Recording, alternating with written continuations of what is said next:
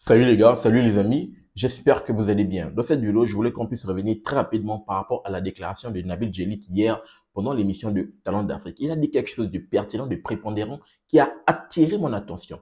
Il a dit que normalement, pendant les éliminatoires de la Coupe du Monde, en tout cas zone Afrique, il y a toujours un grand qui passe à la trappe. Bien évidemment, on se rappelle bien de l'Algérie qui a été un gros revers. On se rappelle que le Cameroun qui était allé éliminer cette équipe algérienne chez eux et qui avait décroché son ticket de qualification pour le mondial du côté du Qatar. Et là, bien sûr, il a mis quelque chose en avant, qu'il y a deux équipes qui peuvent passer à la trappe. Et je voulais qu'on puisse revenir dans cette vidéo par rapport à ces deux équipes. On a parlé ici, par rapport aux deux équipes, il y a le Sénégal et il y a la Côte d'Ivoire. Ces deux équipes qui peuvent passer à la trappe, qui peuvent de façon historique, peut-être, bon pas historique, mais qui peuvent vraiment avoir un tremblement de terre sur le continent parce que si le Sénégal ne se qualifie pas, ou si la Côte d'Ivoire, championne d'Afrique, ne se qualifie pas, vraiment, ça peut avoir un gros revers pour les deux nations. Et comme je l'ai rappelé dans une précédente vidéo, que si le Sénégal ne se qualifie pour le mondial, l'impact que ça va avoir sur la CAN qui arrive très prochainement au Maroc, mais la Côte d'Ivoire également. C'est la même chose également hein, pour le Sénégal. Si la Côte d'Ivoire de MS Faye, si les hommes de MS Faye ne se qualifient pas pour ce mondial face au Gabon, et le Gabon de façon historique décroche son ticket de qualification pour le mondial, quel impact des hommes des mers Faye qui ont déjà été au bord du trou, eux qui sont champions d'Afrique sur le continent, quel impact ça va avoir pour le mondial.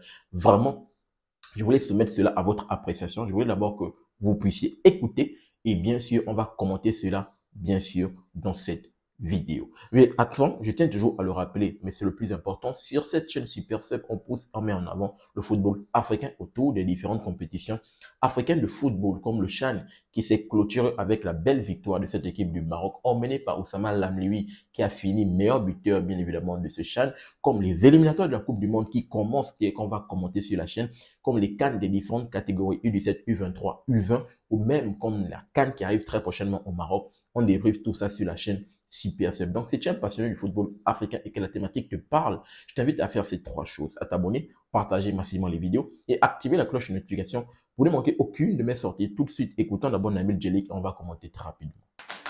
Voilà pour les... Comme vous pouvez le constater, comme je l'ai dit tantôt dans mon introduction, il y a forcément un grand qui passe à la trappe. Il y a forcément un grand. Et ici, on parle du Sénégal et la Côte d'Ivoire. Le Sénégal, attention, le Sénégal est dans un groupe qui est vraiment assez décisif. Le Sénégal a deux matchs, 7e et 8e journée très difficiles. Le Sénégal doit recevoir au stade Abdoulaye Wade cette équipe du Soudan. Le Sénégal a déjà eu la température et sait déjà à quoi s'attendre face au Soudan, parce que le Soudan l'a montré au match aller que vraiment, ça va être difficile de nous battre. Mais ils sont à la maison, je pense que pour moi, pas le Sénégal peut faire le job. Ils sont quand même à la maison. Mais ce match va donner la température face à la RDC, face au déplacement de la RDC. Parce que si le Sénégal fait match nul, ou perd, même si je pense que la défaite est quand même quelque chose d'assez compliqué, mais le ballon est rond, hein, mais je pense que la défaite quand même est compliquée. Le Sénégal ne peut pas se permettre de perdre à la maison face au Soudan. Mais si le Sénégal fait le faux pas de faire un match nul, le Sénégal peut quand même dire adieu à la qualification parce que le déplacement face à la RDC, déjà le fait qu'ils vont faire un match nul, l'impact psychologique,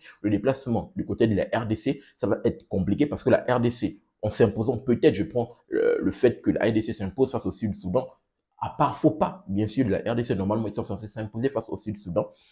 L'impact que ça peut avoir vraiment, ça peut être, il peut aborder le match de façon différente. Et même la RDC va aborder le match de façon différente parce que si la RDC gagne, ils auront quasiment, parce que si actuellement c'est 13, ils prennent 16 points. Si le Sénégal fait match nul, ils auront 14 points.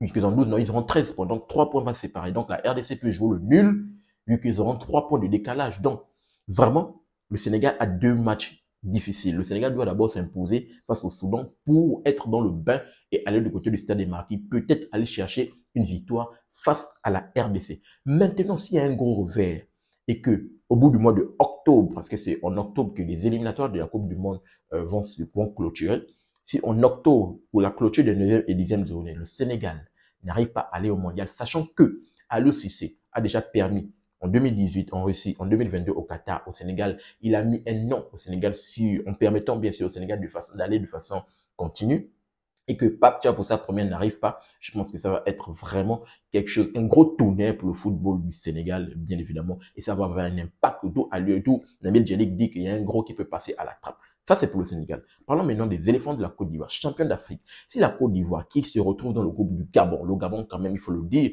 bien évidemment, ok, la Côte d'Ivoire, c'est quand même une très grosse nation sur le continent.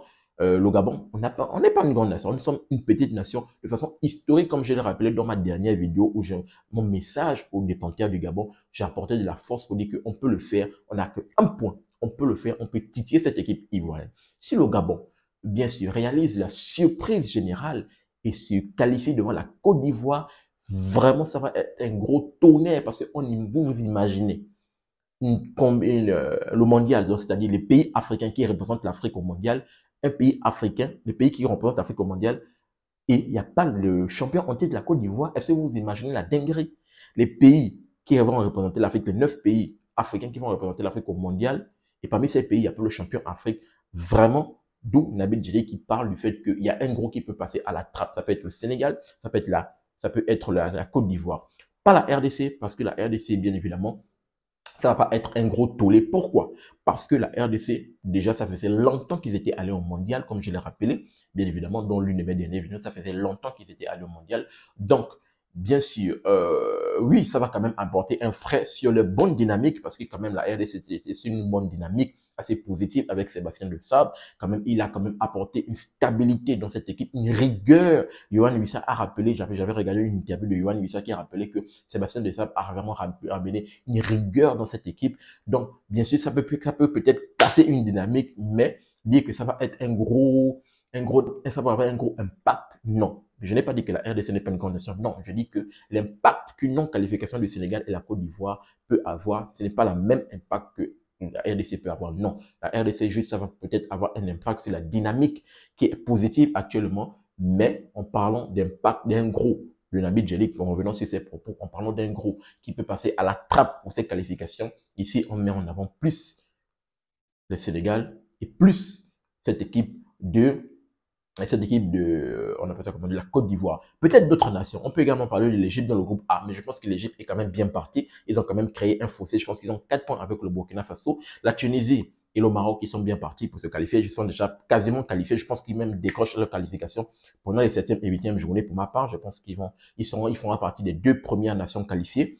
L'Algérie, peut-être, attention à l'Algérie, qui est dans une poule avec le Mozambique. Est-ce que le Mozambique peut créer la surprise? Je ne pense pas quand même. L'Algérie, quand même, avec l'exemple de Petkovic, quand même, ils ont une bonne génération. Ils ont quand même des joueurs très forts. Je pense que l'Algérie va aller au mondial, sauf erreur de leur part. Le Ghana, du fait qu'ils ne sont pas déjà qualifiés à la CAN, s'ils ne se qualifient pour le mondial, on va pas également trop grandir, malgré le fait que je pense que eux, ils ont à cœur de se venger quand même. Ils ne sont pas allés à la CAN, ils veulent aller au mondial. Le Mali, non, vu que le Mali est également dans la même poule. Donc, voici un peu le Nigeria. Le Nigeria de Eric Sekou Shell. J'ai même fait une vidéo dans laquelle je disais la descente aux enfers. Est-ce qu'il peut permettre à cette équipe de remonter? Mais pour le moment, ils sont déjà mal classés vu que c'est la fille de Hugo Bross qui est bien placée pour se qualifier. Donc, ici, vraiment, les équipes à mettre en avant, en parlant d'impact sur le Sénégal et la Côte d'Ivoire. Voici ce que je voulais soumettre et partager avec vous dans cette vidéo. J'aimerais vous entendre dans les commentaires par rapport à cela, par rapport à la déclaration de Nabil Djellit et par rapport au fait qu'il y a un gros qui peut passer à la trappe pour ces éliminatoires de la Coupe du Monde. Je vous attends dans les commentaires pour qu'on puisse discuter en toute synergie autour du football africain qu'on aime et qu'on adore. N'oubliez pas de vous abonner, de liker et surtout activer la cloche de notification pour ne manquer aucune de mes sorties. Peace. Très bientôt les gars.